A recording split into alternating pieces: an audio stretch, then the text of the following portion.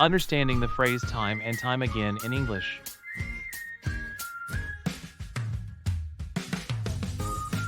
I had to redo that report so many times. I just couldn't get it right the first few tries. That sounds like one of those time and time again situations. Time and time again? It's a phrase we use when something happens repeatedly.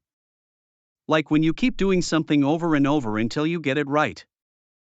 Yeah, for example, I've told my team time and time again to double-check their work before submitting it. This means I've reminded my team repeatedly to check their work, but maybe they keep forgetting to do so. Another example is, you have to practice playing the guitar time and time again before you get really good at it. This means you need to practice the guitar repeatedly to get better at it. Oh, so it's like when I've had to check the code repeatedly to fix the bug. I've done it time and time again until it worked. Exactly. Time and time again is used to talk about something that happens repeatedly or something we do over and over. It emphasizes that the action isn't done just once but is repeated many times, often to improve or achieve something.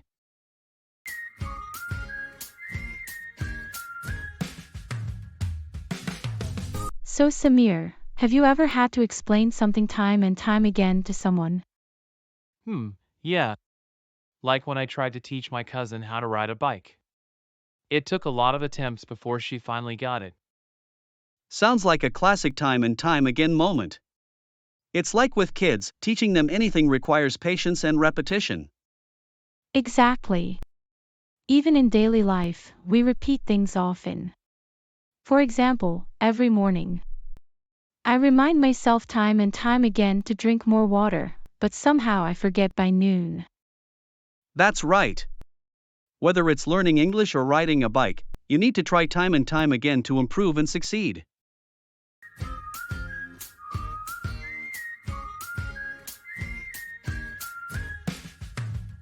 Samir, how many times are you going to mess up that report?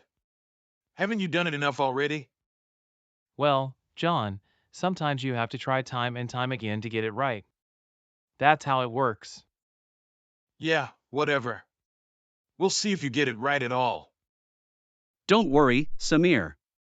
Persistence pays off. And hey, you're using your English phrases perfectly. That's a win already.